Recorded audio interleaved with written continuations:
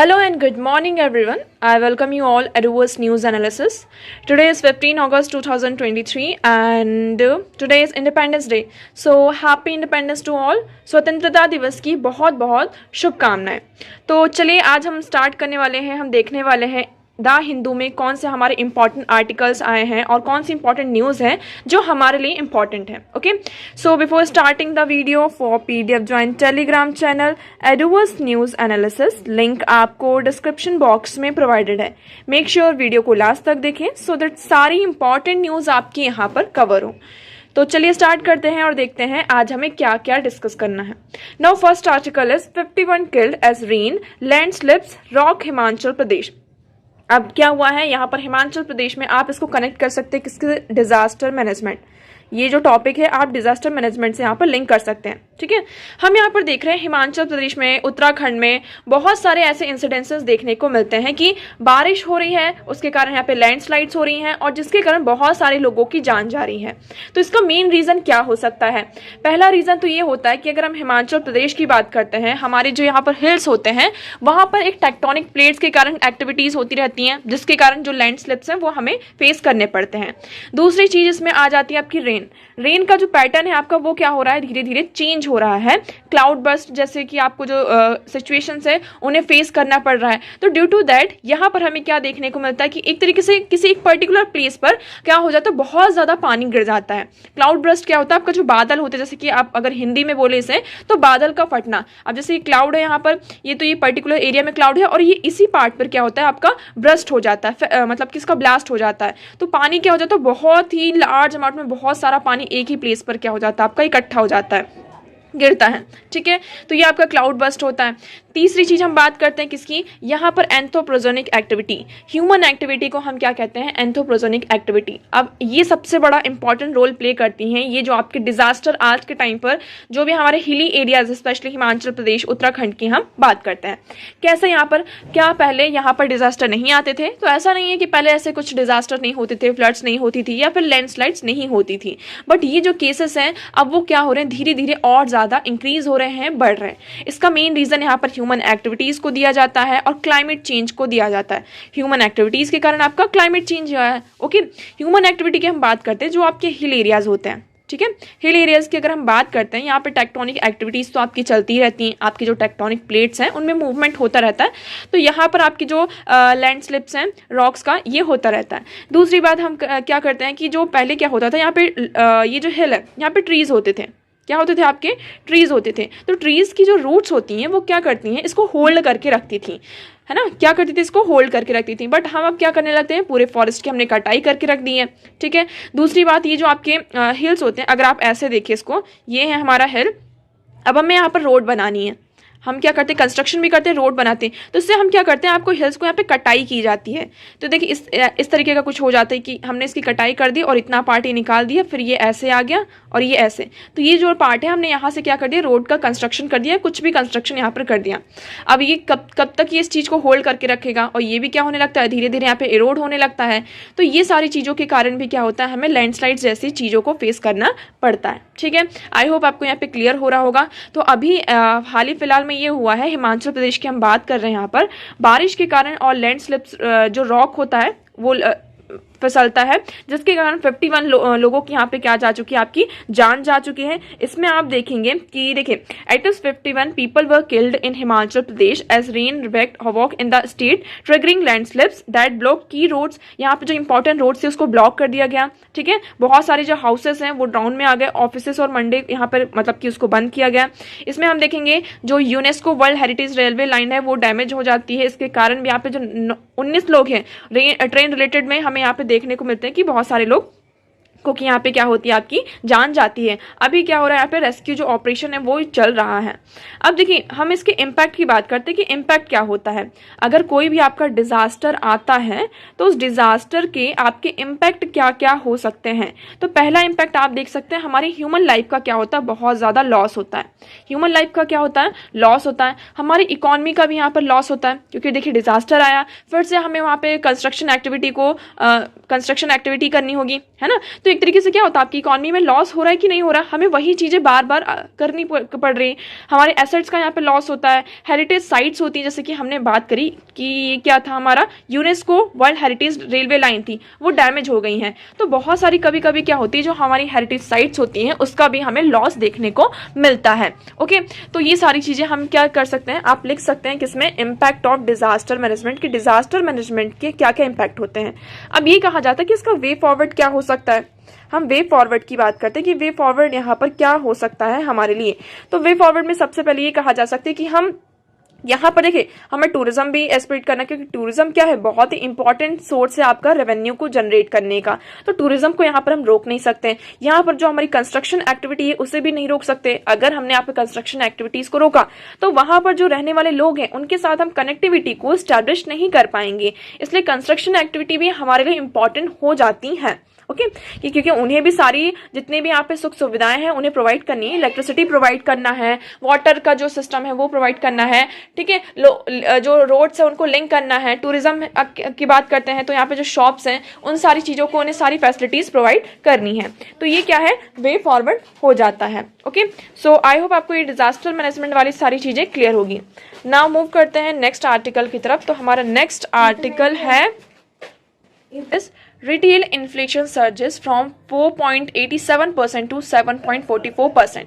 यहाँ पर हम रिटेल इन्फ्लेशन की बात कर रहे हैं। रिटेल इन्फ्लेशन आपका क्या होता है, जिससे कि हम बात करते हैं किसके, हमारा कंज्यूमर प्राइस इंडेक्स में जो हमारा इन्फ्लेशन होता है। आपका इन्फ्लेशन 2 टाइप्स का होता है। एक मतलब कि हम उसको 2 टाइप से मेजर करते हैं। एक होता है हमारा कंज्यूमर प्राइस इंडेक्स और दूसरा होता है हमारा होलसेल प्राइस इंडेक्स। ठीक है, ये 2 चीजें आपकी हो जाती हैं।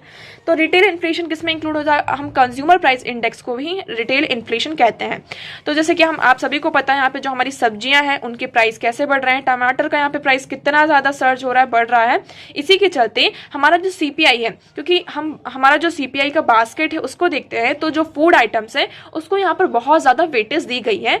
तो अगर फूड आइटम्स में क्या होता है, इधर उधर कुछ भी आपको चेंजेस दिखाई देते हैं तो डायरेक्टली ये किसको इम्पैक्ट करता है, हमारे सीपीआई बास्केट को इम्पैक्ट करता है। हमारा जो सीपीआई इंडेक्स है ना, वो इंक्रीज हो जाता है। और जब भी आप सभी को पता है कि हमारा कंज्यूमर प्राइस इंडेक्स में यहाँ पर इंक्रीज देखने को मिलता है, रेट ज्यादा देखने को मिलते हैं, तो कौन एक्शन में आता है, आपकी आरबीआई एक्शन में आती है। और आरबीआई एक्शन में आके क्या करती है, यहाँ पे मॉनेटरी पॉलिसी कमेटी होती है आपकी, और मॉनेटरी पॉलिसी कमेटी यहाँ पर जो आपकी वेरियस रेट्स होते हैं like repo rate, reverse repo rate, इनमें यहाँ पर चेंजेस करती है। ओके, आई होप आपको यहाँ पर क्लियर हो रहा होगा। हमने कई बार इसको डिस्कस किया है।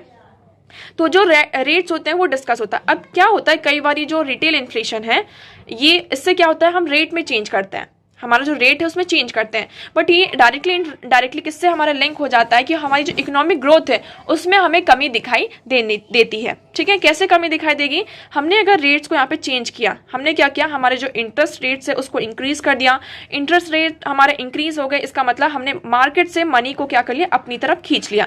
मार्केट में मनी सप्लाई कम हो गई, मनी सप्लाई आपकी कम हुई तो इससे क्या होगा, आपका इन्वेस्टमेंट कम होगा, इन्वेस्टमेंट कम होगा तो आपके पास क्या, जॉब का क्रिएशन होगा, जॉब क्रिएशन नहीं होगा तो आपकी इकोनॉमी जो जीडीपी है उसमें आपको क्या दिखाई देगी, स्लो डाउन देखने को मिलेगा, कमी दिखाई देने को मिलेगी, आपकी इकोनॉमी में ग्रोथ नहीं होगी। तो इस तरीके से डायरेक्टली लिंक है। बट अगर हम फूड आइटम्स की बात करते हैं, वेजिटेबल्स की बात करते हैं, ये बहुत ज़्यादा वॉलेटाइल होते हैं, मतलब इनका जो प्राइस होता है स्टेबल नहीं होता है। ये टाइम टू टाइम क्या होता है, जैसे इनका डिमांड और सप्लाई होता है ना, सप्लाई की बेसिस पर क्या होता रहता है, इनका प्राइस चेंज होता रहता है। तो ये क्या करता है, जो हमारा सीपीआई का बास्केट है उसको एक तरीके से स्टेबल नहीं रखता है। तो अभी हम बात कर रहे हैं कि हमारा जो रिटेल इन्फ्लेशन है इसमें बहुत ज़्यादा सर्ज देखने को मिल रहा है, मतलब कि हमें हाई देखने को मिल रहा है। पहले ये कितना था, 4.87%, आज के टाइम पे हमारा कितना हो चुका है, 7.44%। ओके, तो आई होप आपको ये क्लियर होगा। अब हम मूव करते हैं हमारे क्वेश्चन की तरफ। तो आज का हमारा फर्स्ट क्वेश्चन था, सॉरी कल का हमारा क्वेश्चन ये था, Black C is the border of which of the following European countries. आप लोगों से यहाँ पे क्वेश्चन ये पूछा गया था कि हम ब्लैक सी की बात कर रहे हैं और कौन कौन सी यूरोपियन कंट्रीज का जो बॉर्डर है ब्लैक सी के साथ यहाँ पर लगता है। ठीक है, आपके पास ऑप्शन क्या क्या थे, Turkey, Bulgaria, Romania, Ukraine and Georgia. तो जिन लोगों ने कल इस क्वेश्चन का आंसर नहीं किया है, पहले आज वो लोग वीडियो को पॉज करेंगे, देन इस क्वेश्चन का आंसर आप लोग कॉमेंट सेक्शन में यहाँ पर करेंगे। ओके, तो क्वेश्चन आप एक बार फिर से रीड कर लीजिए। क्वेश्चन ये कह रहा है कि हम ब्लैक सी की बात कर रहे हैं, तो black C is the border of which of the following European countries. Black sea में कौन कौन सी यूरोपियन कंट्रीज का आपका बॉर्डर लगता है ना। आप मैप देखिए, आपको बहुत अच्छे से यहाँ पर क्लियर होगा। ये है हमारा ब्लैक सी। अब आप यहाँ पर देख सकते हैं, आपके पास यहाँ पर रशिया है, जॉर्जिया है, टर्की है, बल्गेरिया है, रोमानिया है, ओके, और यूक्रेन भी यहाँ पर आपको देखने को मिल रहा है। ओके, तो आप देख सकते हैं हमारे पास ऑप्शन में क्या क्या है। ऑप्शन में हमारे पास है Turkey, Bulgaria, Romania, Ukraine and Georgia. तो देखें, टर्की, जॉर्जिया, रोमानिया, बल्गेरिया और यूक्रेन, ये पांचों की पांचों कंट्रीज का जो बॉर्डर है किसके साथ लग रहा है, ब्लैक सी के साथ लग रहा है। तो हमारा ऑप्शन नंबर डी जो हो जाता है, क्या हो जाता है, करेक्ट हो जाता है। ओके, तो मैं उम्मीद करती हूँ यहाँ पे सभी लोगों के आंसर सही होंगे। ओके, नाउ मूव करते हैं हमारे नेक्स्ट क्वेश्चन की तरफ। तो नेक्स्ट क्वेश्चन है रेड सी के बारे में। अभी हमने ब्लैक सी पढ़ा, अब हम पढ़ते हैं रेड सी के बारे में। तो हमें ये बताना है कि Red Sea is bordered by which of the following African countries. यहाँ पर रेड सी की बात कर रहे हैं और हमें ये बताना है कि कौन कौन सी अफ्रीकन कंट्रीज का बॉर्डर रेड सी के साथ लगता है। तो आपके पास ऑप्शन क्या क्या है, Egypt, Sudan, Yemen, Ethiopia and Eritrea. तो आपको ये बताना है कि ये जो आपके पास ये कोड गिवन है, तो कौन सा करेक्टली मैच्ड है, कौन सा मैच नहीं है। आप लोग इस क्वेश्चन का आंसर कमेंट सेक्शन में करेंगे, क्वेश्चन नंबर 2 का आंसर, और कल आप लोगों को इस क्वेश्चन का आंसर दिया जाएगा। नेक्स्ट मूव करते हैं। अब हमारा नेक्स्ट क्वेश्चन है, ये आपका मेडिवल हिस्ट्री का फिर से क्वेश्चन है। इसमें ये कहा जा रहा है आपके पास कुछ स्टेटमेंट्स हैं and you have to tell whether they are correct और इनकरेक्ट। सो फर्स्ट स्टेटमेंट क्या कह रहा है हमारा, in the revenue administration of Delhi Sultanate the incharge of revenue collection was known as amil. यहाँ पे कहा जा रहा है कि जब हम दिल्ली सुल्तानेट की बात करते हैं, जब हमारा दिल्ली का एडमिनिस्ट्रेशन था, ठीक है, दिल्ली सुल्तानेट में, वहाँ पे जो रेवेन्यू कलेक्शन होता था, जो रेवेन्यू कलेक्शन में इंचार्ज होता था, उसको हम आमिल के नाम से जानते थे। तो क्या ये स्टेटमेंट आपकी सही है या गलत, ये आपको बताना है। नेक्स्ट स्टेटमेंट क्या कह रही है, the iqta system of sultans of Delhi was ancient indigenous institution. यहाँ पर इक्ता सिस्टम की बात की जा रही है कि जो आपका दिल्ली सुल्तान थे, वहां पर क्या था उनका, ये जो iqta system of Delhi sultans of Delhi was an ancient indigenous institution. क्या ये उनका पुराने, मतलब कि उनका खुद का इंडिजीनियस इंस्टीट्यूशन था एंशिएंट टाइम में, अगर हम देखें। Okay, now next statement is the office of Mir Bakhshi came into existence during the reign of Khalji sultan of Delhi. यहाँ पर हम मीर बख्शी की बात करें कि मीर बख्शी का जो ऑफिस है कब आता है, आपका रीन ऑफ खालजी सुल्तान। तो यहाँ पे जो खालजी सुल्तान है दिल्ली के, तो उनके रीन में क्या होता है, आपका मीर बख्शी का ऑफिस आता है। मीर बख्शी का क्या होता है, आपका ऑफिस आता है। तो क्या ये स्टेटमेंट आपकी सही है या गलत, ये आप लोगों को कमेंट सेक्शन में बताना है। वीडियो को लास्ट तक देखिएगा, वीडियो के लास्ट में इस क्वेश्चन का आंसर आप लोगों को दिया जाएगा। अब हम मूव करते हैं हमारे नेक्स्ट आर्टिकल की तरफ। तो देखिए, ये दोनों आपके लिए यहाँ पे फैक्ट्स निकल कर आते हैं। दोनों ही आपके लिए क्या है, ये प्रीलिम्स के फैक्ट हैं और दोनों ही बहुत ही इंपॉर्टेंट है। आप यहाँ पर देखेंगे, Tamil Nadu government move Supreme Court to release of Kaveri water by Karnataka. अगर हम कावेरी रिवर की बात करते हैं, कावेरी रिवर, ठीक है, ये आपकी चार जो स्टेट्स हैं, चार मतलब 2 स्टेट और यूटी से होकर क्या होती है, आपकी निकलती है। अब यहाँ पर कर्नाटका से हम बात करते हैं। कर्नाटका क्या है, आपका अपर रायपेरिया स्टेट है, मतलब पहले कर्नाटका से क्या होती है, आपकी कावेरी रिवर निकलती है, उसके बाद कहाँ आती है, तमिलनाडु में आती है। तो तमिलनाडु यहाँ पर ये कह रहे हैं कि अब उन्हें क्या कर देना चाहिए, कर्नाटक को ये जो वाटर है उसको रिलीज कर देना चाहिए, है ना। बट कर्नाटका भी यहाँ पर क्या कह रहा है कि उनका भी क्या है, इरिगेशन वाला पर्पस है, और जो पानी है, ड्रिंकिंग वाटर फैसिलिटीज बेंगलुरु में ऑलरेडी यहाँ पर क्या हो रहा है, वाटर फैसिलिटीज अच्छी नहीं हो पा रही हैं, तो इन सारी चीज़ों को कंसिडर करना है। तो इसी के चलते तमिलनाडु अभी कहाँ गया है। और ये जो कावेरी वाटर का डिस्प्यूट है बहुत ही दिनों से चल रहा है, ये आज का डिस्प्यूट नहीं है। ये जब हमारा इंडिया यहाँ पर उसको इंडिपेंडेंस नहीं मिली थी 1850s और 60s की आप बात करेंगे, तब से जो कावेरी वाटर डिस्प्यूट है ये यहाँ पर चल रहा है, ठीक है। तो ये आज का डिस्प्यूट नहीं है, बहुत पुराना डिस्प्यूट है। अब इसके बारे में हम देख लेते हैं क्या क्या सारी चीजें। तो आप देखेंगे, Tamil Nadu government on Monday move to Supreme Court seeking a direction to Karnataka to port with release of 24,000 cusec of Kaveri water from its reservoirs. तो यहाँ पर जो कर्नाटका का रिजर्वॉयर है कावेरी वाटर का, उससे ये कहा जा रहा है कि 24,000 जो क्यूसेक वाटर है उसको रिलीज किया जाए। ओके, अब हम बात कर लेते हैं किसकी, कावेरी रिवर की। उससे पहले देखिए हम रिवर के बारे में देखें तो रिवर क्या होती है। रिवर को ये थोड़ी पता होता है कि इस स्टेट से जा रही है या फिर दूसरे स्टेट से जा रही है, उन्हें तो इन सारी चीज़ों का नहीं पता होता है। और हमें जो हमारे कॉन्स्टिट्यूशन मेकर्स थे उन्हें ये पता था कि जो रिवर वाला डिस्प्यूट है कभी ना कभी इन फ्यूचर में क्या होगा, अराइज होगा, पैदा होगा। इसके लिए उन्होंने हमारी कॉन्स्टिट्यूशन में कुछ प्रोविजंस को ऐड किया होता है। हम बात करते हैं किसकी, आर्टिकल 262 की। आर्टिकल 262 यहाँ पे क्या बताता है, आपका inter state river water disputes को बताता है। और उसी के साथ साथ यहाँ पर आपकी जो स्टेट लिस्ट है और जो यूनियन लिस्ट है, तो स्टेट लिस्ट की हम बात करते हैं तो स्टेट लिस्ट की जो आपकी एंट्री 7 है वो किससे डील करता है, वाटर से डील करता है। That is water supply, irrigation, canal, drainage, embankment, water storage and water power. 56 की बात करते हैं, ये हम यूनियन लिस्ट में है। ये यूनियन गवर्नमेंट को एम्पावर करता है for the regulation and development of inter state rivers and river valley to the extent declare by the parliament to be expended in the public interest. तो यहाँ पर जो आपकी रिवर वैलीज हैं, inter state rivers हैं, उसको कैसे extend करना है पब्लिक इंटरेस्ट के लिए, तो ये किस पर आ जाता है, आपका यूनियन के पास ये पावर होती है। उसके साथ साथ हमारे कॉन्स्टिट्यूशन में आर्टिकल 262 है, इसके अंदर आपके दो क्लॉज आ जाते हैं, article 262 sub clause 1 and article 262 sub clause 2।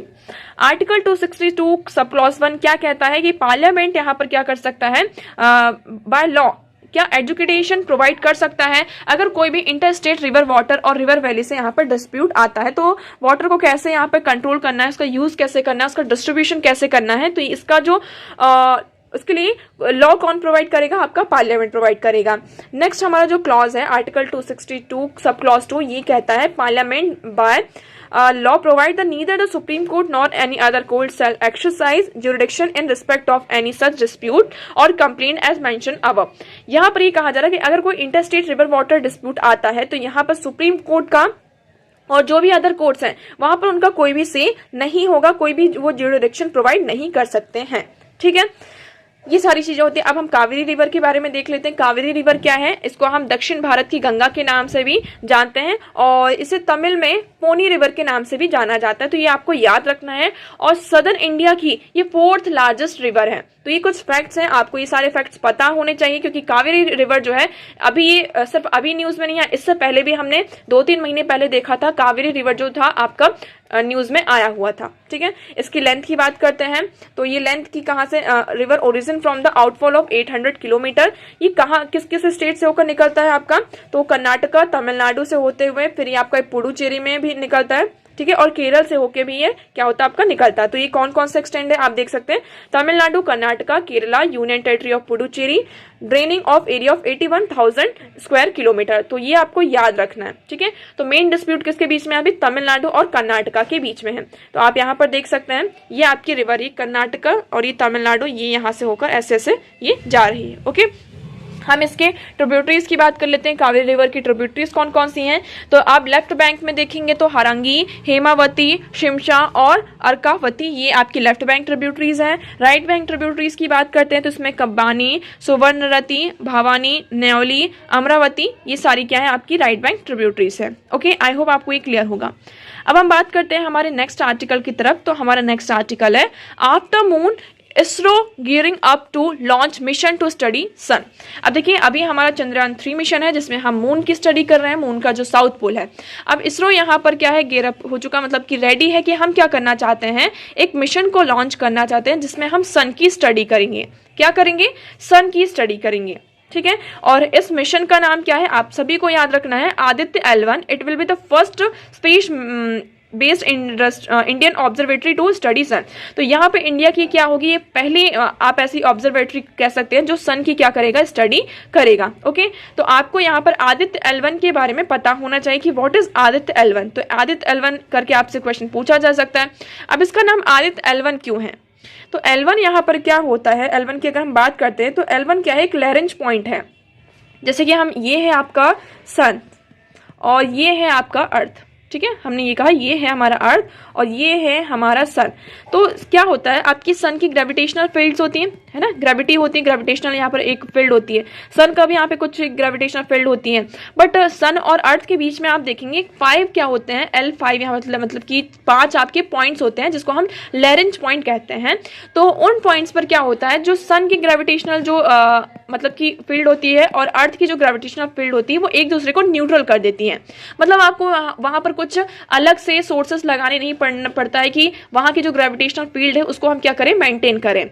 तो एक कुछ पॉइंट्स ऐसे होते हैं जहां पर जो ग्रेविटेशनल फील्ड होती है वो मतलब कि एक दूसरे को कैंसिल आउट कर देती है, वहां पर निल नहीं होती, मतलब कि इसकी ग्रेविटेशनल फील्ड है और ये इसकी है तो इसने एक दूसरे को क्या कर दिया, कैंसिल आउट कर दिया ऐसा।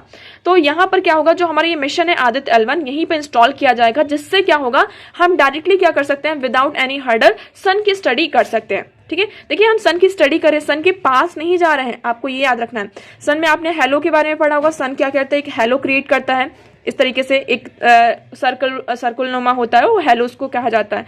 तो वहां पे एस्टैब्लिश किया जाएगा और जो क्या करेगा, सन की पूरी स्टडी करेगा। तो आप यहाँ पर देख लेंगे, Aditya L1 mission is aimed at studying the sun from the orbit around the sun earth Lagrange point L1। तो यहाँ पर जो हमारा लैरेंजियन पॉइंट L1 है वहां से स्टडी करेंगे, which is about 1.5 million kilometre from the earth. तो अर्थ से वो कितना दूर है, 1.5 मिलियन किलोमीटर आपका ये लैरेंज पॉइंट जो L1 पॉइंट है वो दूर है। ठीक है, ऑब्जेक्टिव्स क्या है हमारे इस मिशन के, तो इसका क्या है आपका objective, first India first dedicated scientific mission होगा। इसका एम क्या है कि हमें सैटेलाइट सेंड किया जाएगा जो हमारे सन का क्रोमोस्फेयर है उसको स्टडी करेगा।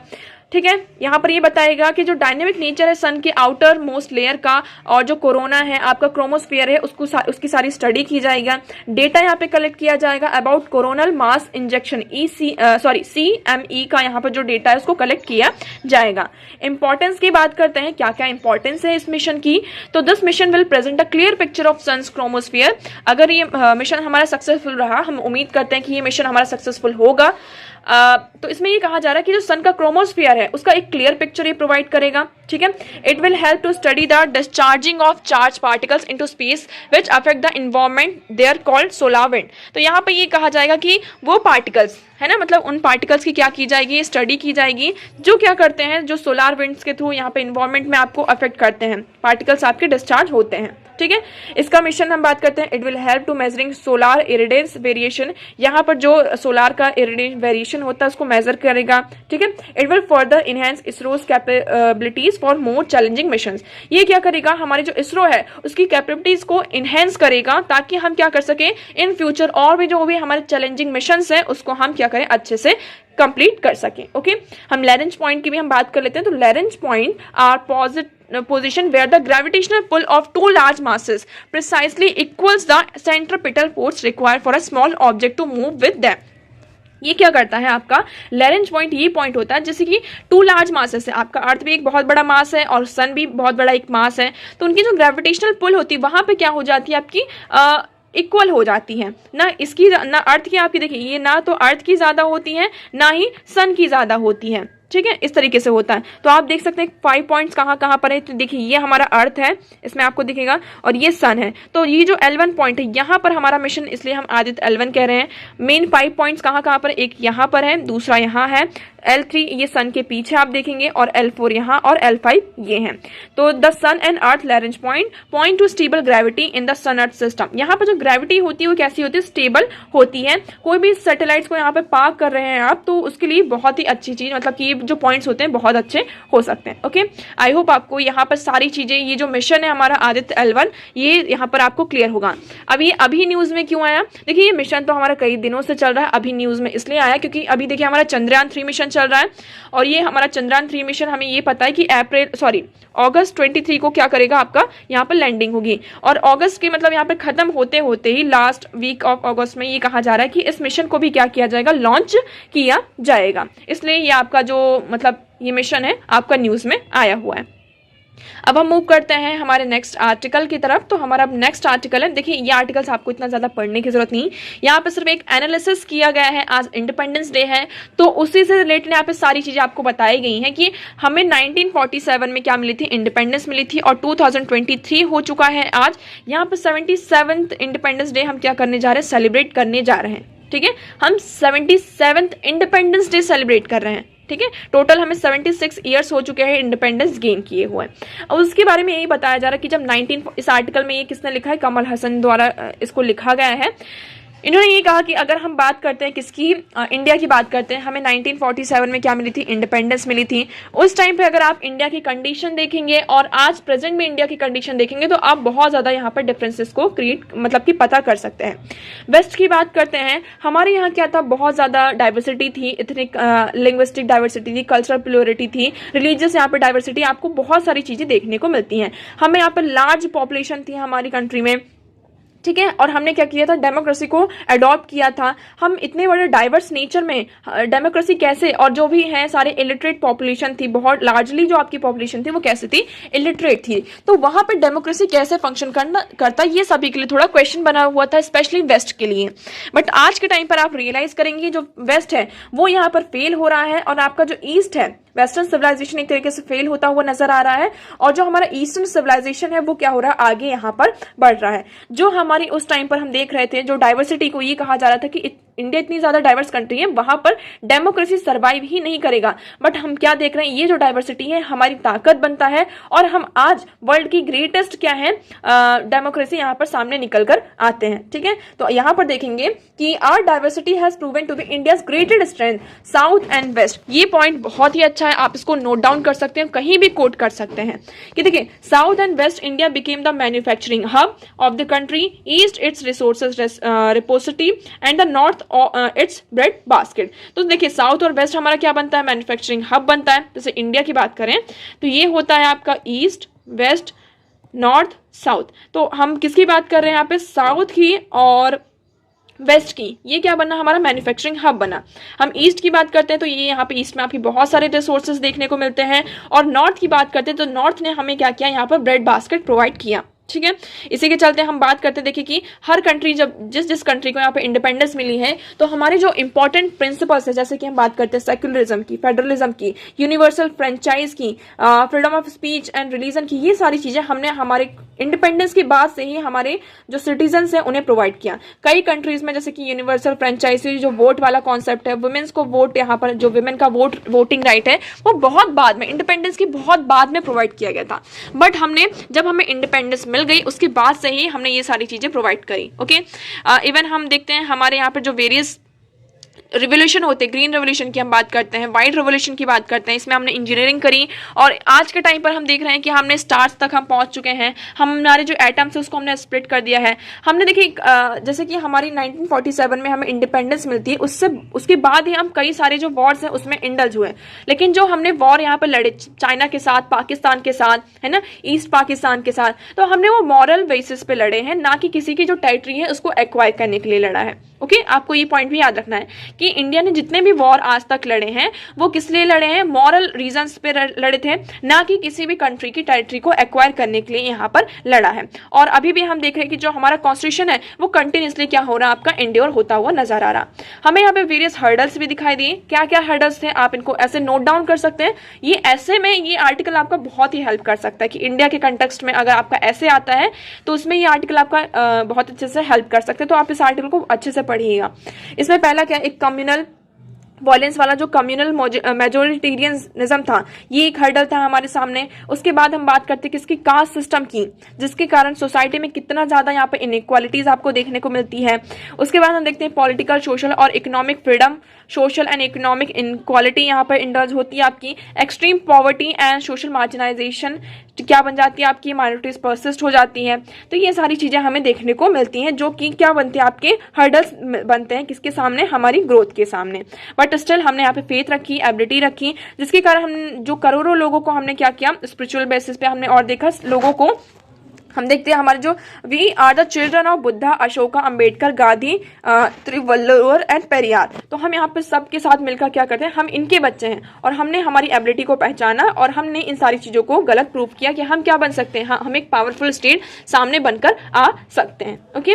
तो देखिए इसमें फिर उन्होंने अपना यहाँ पर ये दिया है, एक उनका ड्रीम ये है कि मेरा ड्रीम ये है कि कोई भी बच्चा यहाँ पर पॉवर्टी में, यहाँ पर मतलब गरीबी में ना पैदा हो और रात को जब वो सोए तो वो भूखा ना सोए। तो हमारा ये ड्रीम है कि अभी हमें बहुत ज़्यादा और भी काम करना है, ठीक है, हमें बहुत सारी चीज़ों को अभी भी यहाँ पे गेन करना है। हमारा ड्रीम क्या है कि हम जैसे कि नालंदा और जैसे इंटेलेक्चुअल जो सेंटर्स हैं उसको हम इस्टेब्लिश करें, और हम यहाँ पे जो हमारा कल्चर है, इंडिया का कल्चर, स्पिरिचुअल, इकोनॉमिक पावर्स हैं, उसको यहाँ पे वेस्ट तक क्या करें, पहुँचाएं, और पूरी दुनिया में इन सारी चीज़ों को पहुँचाएं। ओके, सो ये आर्टिकल आपका यहीं पर खत्म होता है।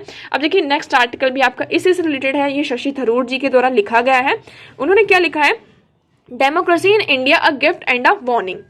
तो इसमें ये कहा जा रहा है कि जैसे हम पहले बात करते हैं, अगर हम पढ़ते हैं तो इसमें पहले ये कहा जाता था जो ग्रीस था, ग्रीस एक वो था, आप देखेंगे कि वहां पर सबसे पहले डेमोक्रेसी आती है। क्या होता है, ये कहा जाता है कि डेमोक्रेसी सबसे पहले आपकी ग्रीस में आती है। तो देखिए, the advent of democracy may be popularly placed in ancient Greece but India has much claim the mother of democracy tag. ये कहा जाता है कि ग्रीस में आपकी क्या होती है, सबसे पहले डेमोक्रेसी आती है। बट अगर हम इंडिया की हिस्ट्री उठाकर देखें, इंडिया के जो भी एपिक्स हैं, अगर हम महाभारत की आपके जो जितने भी आपके वेद हैं उनको उठाकर देखते हैं, हमारी हिस्ट्री यहाँ पर देखते हैं, तो आपको ये समझ में आएगा कि इंडिया ने यहाँ पर बहुत आपके हिस्ट्री में अगर हम देखते हैं, वहां पर इंडिया क्या क्लेम करता है कि इंडिया क्या है, डेमोक्रेसी का एक मदर है, मतलब मदर ऑफ डेमोक्रेसी है। आप ये जो पॉइंट है इसको बहुत ही अच्छे से यहाँ पे नोट डाउन कर सकते हैं, ये बहुत इंपॉर्टेंट हो जाता है आपके लिए। कई बार यहाँ पर हमारे जो प्राइम मिनिस्टर जी हैं उन्होंने अपने स्पीच में ये सारी चीजें कही हैं। देखिए, ऋग्वेदा में क्या आपका मेंशन है, ग्रामीणी मेंशन है। ग्रामीणी का मतलब क्या होता है, village head employed by the king. हम एक ऐसे विलेज की बात कर रहे हैं जहां पर जो उसको कौन हेड करता है, किंग मतलब कि आपका हेड करता है, जो कि क्या करता है, जितने भी आपके सिविल और मिलिट्री पर्पज होते हैं उसको वो करता है। तो देखिए, डेमोक्रेसी का जो कॉन्सेप्ट है वो आज से नहीं, हमारे इवन पुराणों में, हमारे वेदों में भी इसका कॉन्सेप्ट दिया गया है।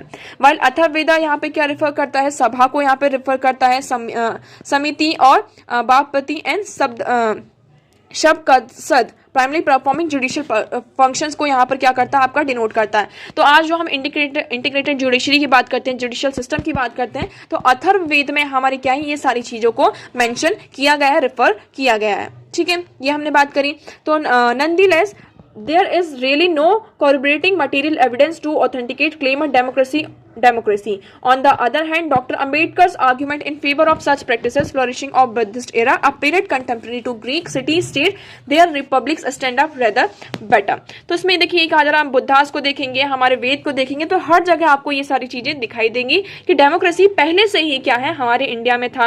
अब ये कहा जा रहा है कि देखिए, हम ग्रीक हिस्टोरियंस की बात करते हैं, जो आपके ड्यूरोस सिलुकस, ये क्या थे, अलेक्जेंडर, जब यहाँ पे इंडिया में आपका जो अलेक्जेंडर था वो इन्वेजन 326 BCE में क्या करने वाले थे, इन्वेजन करने वाले थे। बट इन्होंने अपने रिकॉर्ड में ये लिखा था कि इंडिया क्या है, recorded the independent and democratic republics existed in India. तो यहाँ पर जो सिलुकस की बात करते हैं, उनका क्या, जब अलेक्जेंडर यहाँ पर क्या करने वाला था, इन्वेजन करने वाला था, तो जब उन्होंने इंडिया को यहाँ पर स्टडी किया था, ये ग्रीक हिस्टोरियंस थे, उन्होंने जब स्टडी किया था तो उन्होंने ये बताया था कि इंडिया में क्या है, एक डेमोक्रेटिक रिपब्लिक क्या करता है, आपका एग्जिस्ट करता है। यहाँ पर उन्होंने मोनार्क और राजा की भी बात की थी कि ये असेंबली में यहाँ पर मीट होते हैं, और हर संघ की यहाँ पे बात करी कि गण संघ यहाँ पर होता है कि यहाँ पर जो स्टेट के डिसीजन है वो मेजोरिटी बेसिस में सारे डिस्कस करके किए जाते हैं, है ना। ये सारे कहाँ किए जाते हैं, आपके डिस्कस में करके किया जाते हैं। हम बुद्धिस्ट स्क्रिप्चर्स की बात करते हैं जो पाली में प्रोवाइडेड है, इसमें भी हमने संघ की बात की है, जिसमें सभी लोगों के यहाँ पे जो ओपिनियंस है उसको देखा जाता है, सुना जाता है। उसके बाद इसमें ये कहा जा रहा है कि द टर्म गण एंड संघ initially meant multitude by the 6th century BCE, these words came from the meaning of self governing multitude. यहाँ पे हम गण और संघन की बात करते हैं, संघ की बात करते हैं, इसका मतलब क्या होता है, आपका मल्टीट्यूड। और ये कब, इसका एक मतलब और आप कह सकते हैं, इसका मतलब होता है आपका सेल्फ गवर्निंग मल्टीट्यूड। तो ये इस कंटेक्स्ट में ये सारी चीजें यहाँ पर बात की गई। अब देखिए, यहाँ पर आप सभी को पता होगा, एक मैकियावेली के बारे में आप सभी ने बहुत अच्छे से पढ़ा होगा, मैकियावेली, और दूसरा हमारे आ जाते हैं कौटिल्य। तो कौटिल्य यहाँ पर सबसे पहले पैदा होते हैं और मैकियावेली बाद में आते हैं। बट हम क्या बोलते हैं, कौटिल्य को क्या कहा जाता है कि वो क्या है, एक तरीके से मैकियावेली का एक रूप है, बट कौटिल्य क्या है, हमारे सबसे पहले आते हैं। तो ये देखिए, वेस्टर्न का कैसा क्या है, जो चीजें पहले हमारे सामने आ जाती तो उसी चीज को हम क्या कर देते हैं, ज्यादा प्रेस करते हैं, उसी चीज को प्रायोरिटी देते हैं। कौटिल्य की बात करते हैं, उन्होंने अर्थशास्त्र हमें दिया कि हमें किस तरीके से हमारा जो विलेज का सिस्टम है वो प्रिवेल करना चाहिए। पंचायत सिस्टम के बारे में हम बताया, जो आपका मौर्यन और चौला डायनेस्टीज थी गोल्डन एरा में, गुप्ता जो आपका गुप्ता पीरियड था उसमें जो गोल्डन एरा था, तो उसके बारे में ये सारी चीजें हमें बताता है। ओके, तो यही सारी चीजें आप आप इसको यहाँ पे नोट डाउन कर सकते हैं कि किस तरीके से Indian villages represent the kind of colonialism of the Hindus designed to exploit the untouchables. इसमें और भी चीजें बताई जाती हैं कि इंडियन डेमोक्रेसी में हमें बहुत सारी प्रैक्टिसेस भी देखने को मिलती हैं जो हमें क्या करना चाहिए, ओमिट करना चाहिए, मतलब कि उसे हटाना चाहिए। जैसे कि हम बात करते हैं जो अनटचेबल वाली प्रैक्टिस है, यहाँ पर सभी के पास राइट है, सभी क्या है, इक्वल है ना। तो हमें क्या करना होगा, ये जो अनटचेबल वाला पॉइंट है इसे यहाँ पर हमें हटाने की जरूरत है। ओके, सो देखिए अभी आर्टिकल में इतना ही है। आई होप आपको ये आर्टिकल क्लियर होगा। नेक्स्ट हम मूव करते हैं। Next article is select matrix of India at the 76। अब देखिए इसमें हमारा 77th इंडिपेंडेंस डे है, हम देख रहे हैं। इसमें आप ये जो कंट्रीज हैं, कंट्रीज को अगर हम दूसरी कंट्री के साथ किसी अदर कंट्री के साथ क्या करते हैं, कंपेयर करते हैं, तो किस बेसिस पर करते हैं। यहाँ पर हमारे पास 4 पैरामीटर्स दिए गए हैं कि हम इन 4 पैरामीटर्स पर क्या करेंगे, कंट्रीज को एक दूसरे के साथ कंपेयर करेंगे। क्या क्या है आपके 4 parameters, GDP per capita, human development index, infant mortality rate and women's participation in parliament. तो ये 4 पैरामीटर हैं। अब कौन कौन सी कंट्रीज है इसमें पहले कंपेयर किया जाता है आपकी ब्रिक्स की कंट्रीज। ब्रिक्स में आपके कौन कौन से हैं, Brazil, Russia, China, south Africa.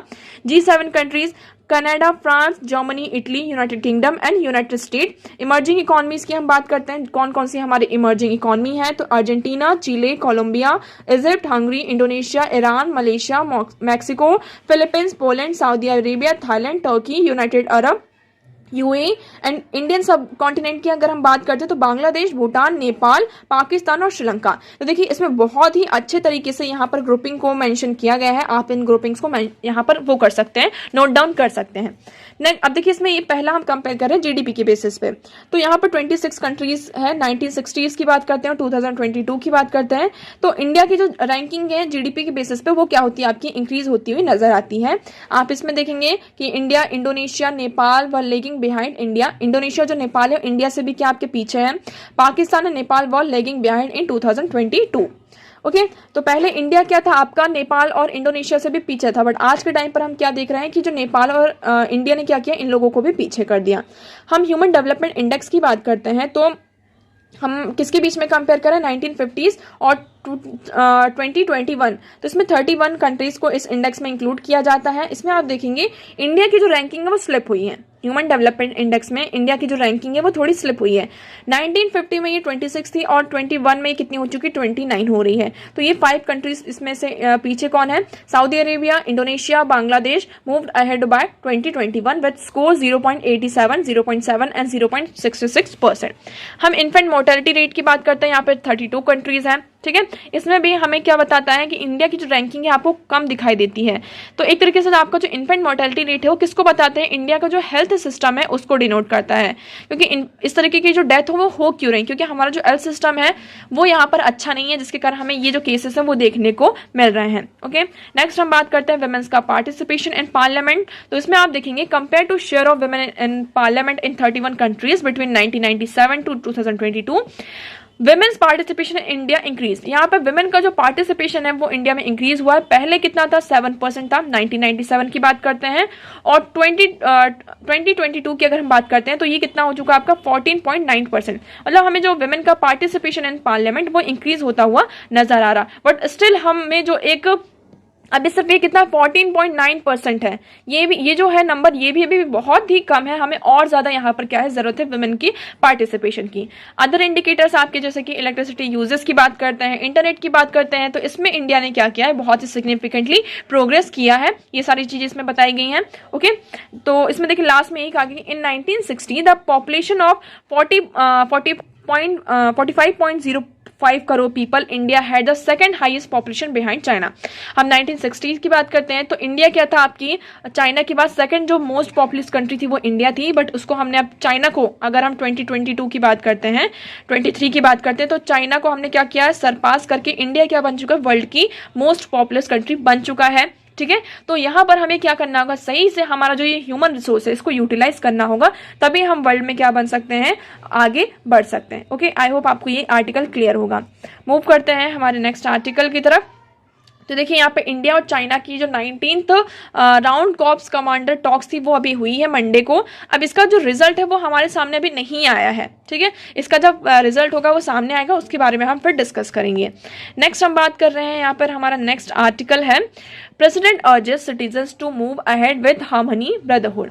अब देखिए यहाँ पर on the eve of 77th independence day celebration हमारी जो प्रेसिडेंट है द्रौपदी मुर्मू, उन्होंने क्या कहा है कि Indian citizens identity of being an Indian citizen tower all of the above. हमारी जो मेन आइडेंटिटी वो क्या है कि हम क्या है, इंडियंस हैं, है ना। हमारी मेन आइडेंटिटी क्या है, हम इंडियंस हैं। She says the constitution is Nations guiding document and it's preamble contains the ideal of freedom struggle. हमारा जो कॉन्स्टिट्यूशन है क्या है, गाइडिंग डॉक्यूमेंट है, और इसका जो प्रिंसिपल है ना, मतलब हमारा जो प्रीएम्बल है वो क्या कंटेन करता है, हमारे जो फ्रीडम स्ट्रगल्स के जो आइडियाज थे उसको यहाँ पर क्या करता है, मतलब कि कंटेन करके रखता है। अब देखिए अभी अगर हम बात करते हैं, इंडिया में बहुत सारे कन्फ्लिक्ट चल रहे हैं, मणिपुर में कन्फ्लिक्ट चल रहा है, यहाँ पे नो कन्फ्लिक्ट चल रहा है, हरियाणा में बहुत सारी चीजें चल रही हैं, बट उन्होंने इन सारी चीजों को मेंशन नहीं किया। उन्होंने जो मेन पॉइंट्स हैं कि उन्होंने कहा कि हम इंडियन सिटीजन्स हैं, हमें मिलजुल कर क्या करना होगा, हार्मनी के साथ चीजों को लेकर ब्रदरहुड के साथ हमें क्या करना होगा, आगे की तरफ मूव करना होगा। सो देखिए आज आर्टिकल सारी चीजें यहाँ पर हमारी खत्म होते हैं। आई होप आपको आर्टिकल्स और जितने भी न्यूज थे वो क्लियर होंगी। अब हम मूव करते हैं हमारे क्वेश्चन की तरफ। तो हमारा आज का क्वेश्चन ये था कि कंसिडर द फॉलोइंग स्टेटमेंट्स। आपको यहाँ पर कुछ स्टेटमेंट्स दी गई थी and you have to tell whether they are right और रॉन्ग। तो हमारी फर्स्ट स्टेटमेंट यहाँ पर क्या थी, in the revenue administration of Delhi Sultanate the incharge of revenue collection was known as amir. तो आपका जो फर्स्ट स्टेटमेंट है वो सही हो जाता है। अब देखिए पहले आप इसका एक्सप्लेनेशन देखेंगे, आपको क्लियर होगा। They were officers and in charge of collecting revenue during the Sultanate era in North India। तो आपका फर्स्ट गलत सही हुआ। दूसरी हम बात करें किसकी, इक्ता सिस्टम की, कि iqta system of sultanate of Delhi was an ancient indigenous institution. तो ये आपका गलत होता है। आप इक्ता सिस्टम बात करेंगे तो ये क्या था आपका, under the iqta system the land of the empire was divided into several large and small texts called iqta. तो आपका क्या था, जो लैंड एम्पायर था वो छोटे छोटे और बड़े बड़े टेक्स्ट में क्या था, डिवाइडेड था, उसको हम इक्ता कहते थे। ये जो इक्तास थे वो सोल्जर्स, ऑफिसर्स और नोबल्स को क्या किया जाते थे, आपका असाइन किया जाता था। तो it was introduce by Delhi Sultanate was originally of central Asian and west Asian origin. ठीक है, तो ये ओरिजिनली कहाँ से आपका ओरिजिन होता है, सेंट्रल एशियन से होता है और वेस्ट एशियन से ओरिजिन होता है। ये आपका एंशिएंट इंडिजीनियस इंस्टीट्यूशन नहीं है, तो ये आपका गलत हो जाता है। हम मीर बख्शी के ऑफिस की बात करते हैं तो क्या ये खालिजी सुल्तान ऑफ दिल्ली के रीजन में आता है, तो ये ऑप्शन भी आपका गलत हो जाता है। जो मीर बख्शी वाला कॉन्सेप्ट है, मतलब ये जो ऑफिस है, ये अकबर का जब रीन आता है, जब अकबर था, है ना, अकबर थे, उनके रीन में यहाँ पर आता है, तो ये ऑप्शन भी आपका गलत हो जाता है। तो आपका राइट ऑप्शन क्या है, one only. Okay, so I hope आप लोगों के यहाँ पर जो आंसर है वो सभी के सही होंगे।